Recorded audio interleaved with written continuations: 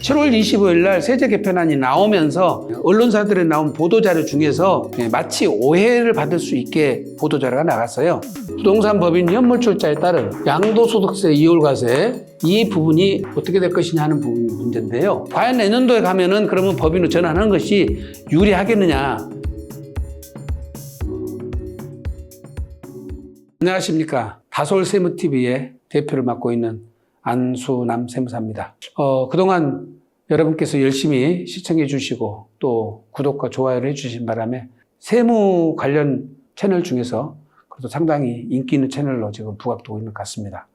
저희 구성원들도 우리 구독자들 또 그리고 시청자분들께 모두 감사의 말씀을 대신해서 전합니다. 오늘은 지난번 영상에서 찍었었던 내용 중에서요 일부 수정할 내용이 있어서 오늘 촬영을 시작했습니다.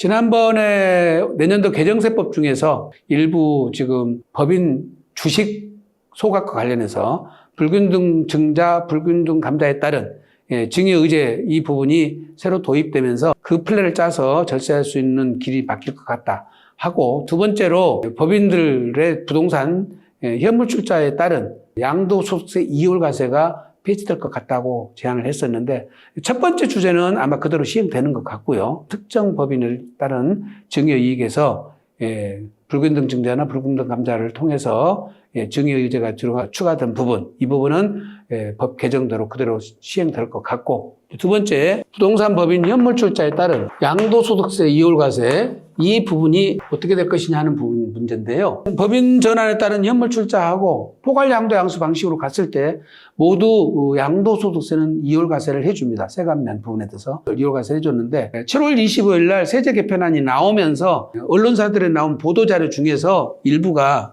지금 법인 전환에 따른 현물출자와 관련돼서 마치 오해를 받을 수 있게 보도자료가 나갔어요. 무슨 얘기냐면 현물출자에 따른 세제 혜택이 이월과세도 있고 취득세 감면도 있는데, 법인에 따른 현물출자와 관련해서 그런 부분들이 축소될 것 같다는 의미로 보도자료가 나갔어요. 그런데 개정 내용을 열어놓고 보니까 개정 내용 중에서는 법인세를 적용할 때 과표 구간이 2억 미만은 법인세율이 9%인데 지금 말씀드린 부동산 법인이거나 또는 성실 신고 대상 법인일 경우에는 9%짜리를 없애버리고 아마 바로 2억 미만에 대해서도 19%짜리로 최저세율을 과표 구간을 높이는 것이 개정세법에 올라갔었고, 지금 말씀드린 이월과세나 취득세 감면은 현행 있는 세제에 관련돼서 그걸 열거를 해놓은 것인데 이 부분이 개정됐다고 구체적으로 기술해 놓지는 않았는데 이게 마치 같이 축소가 되고 폐지가 되는 것처럼 저희들이 받아들여서 일부 세무사님들이 블로그에다가나 또는 유튜브에다가 이월과세가 폐지되는 걸로 그렇게 지금 기사가 나갔습니다. 이거를 지금 정확하게 다시 따져보니까 현재 개정된 거는 조세특례 제한법에 나와 있는 중소기업 범위 중에서 부동산업이 제외가 시켰어요. 어디에서요? 조세특례 제한법상 거기에 시행령이 규정되어 있는 중소기업 범위 중에서 부동산업을 제외시켰다.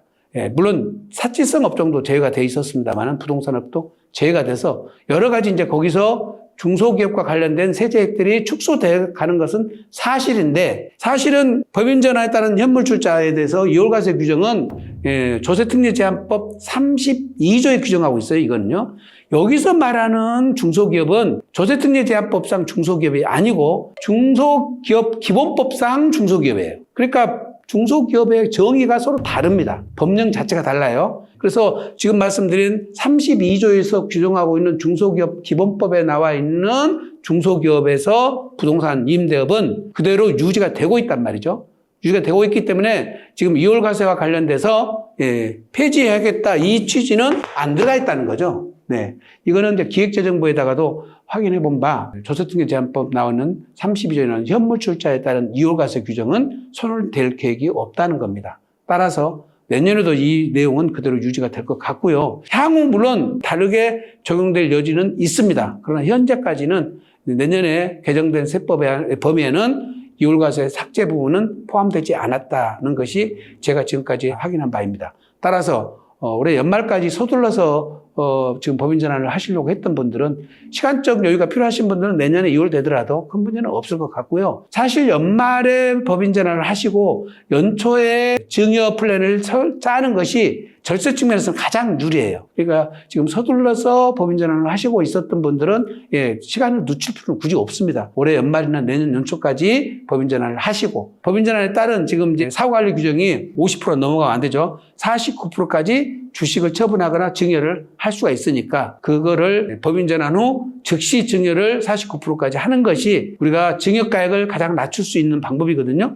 그래서 증여가액 자체도 낮추는 것도 굉장히 중요하기 때문에 법인 전환 시기를 땡기고 증여 시기도 바로 땡기는 것이 전반적으로 절세 플랜 짜기는 유리합니다. 그래서 내년에 2월 과세가 폐지되지 않았다 하니까 앞으로도 계속해서 가족법인 만들어서 법인 전환을 하려고 해서 절세 플랜을 짜는 것은 당분 그대로 유효하다. 법인세가 내년부터 달라진다고 했죠. 그럼 어떻게 달라진가 볼까요? 지금까지 올해까지는 2억 이하는 법인세를 9%, 그다음에 지방소득세까지 합하면 9.9%였겠죠. 그다음에 2억 초과 200억 이하까지는 19%, 그래서 20.9%가 법인세를 냈는데 이 9%가 폐지가 된다는 거잖아요. 그럼 결과적으로 200억 이하는 모두 19%하고 20.9%가 적용되니까 결국 2억 이하에 대해서 10% 정도가 더 과세되는 꼴이 됩니다. 그러면 2억 정도 같으면 얼마 정도 차이 나냐면 2천만 원 정도 법인세가 부담이 더 늘어나게 되는데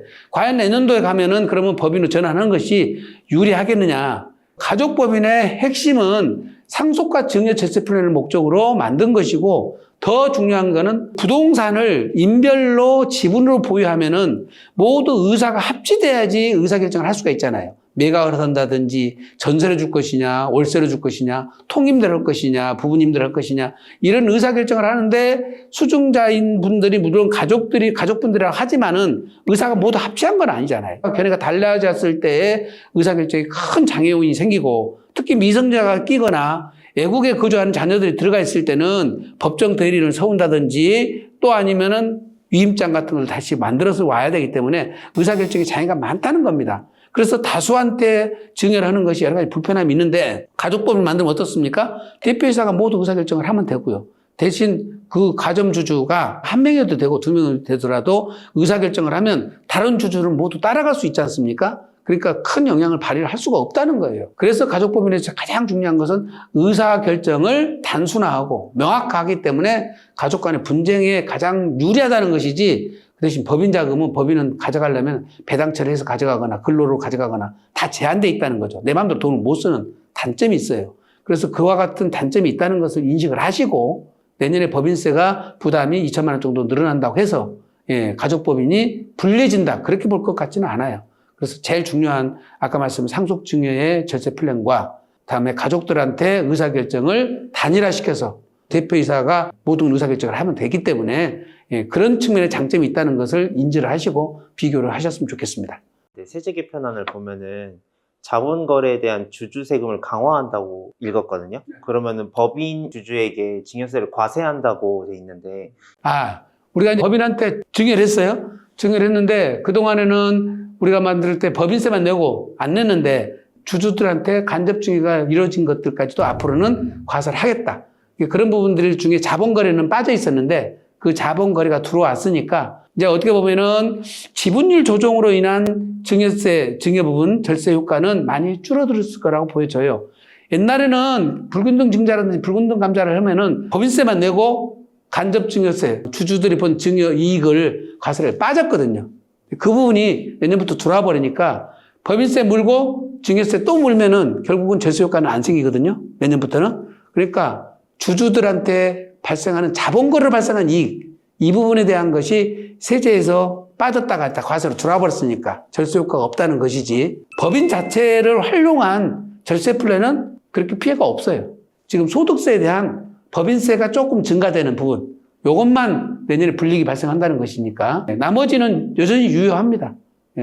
그다음에 가족법인을 진행하면서 질문 중에 가장 많은 질문들이 그 중에 좀 돈을 함부로 갖다 쓸 수 없지 않습니까? 그래서 그것 때문에 좀 불편하다는 분들이 많이 있습니다. 그래서 법인 전환해서 소득세보다 법인세로 내는 세금이 소득에 대한 세금은 적게 되는 거지만 나중에 그걸 배당을 해주면은 어떻습니까? 배당소득세가 또 부과되잖아요.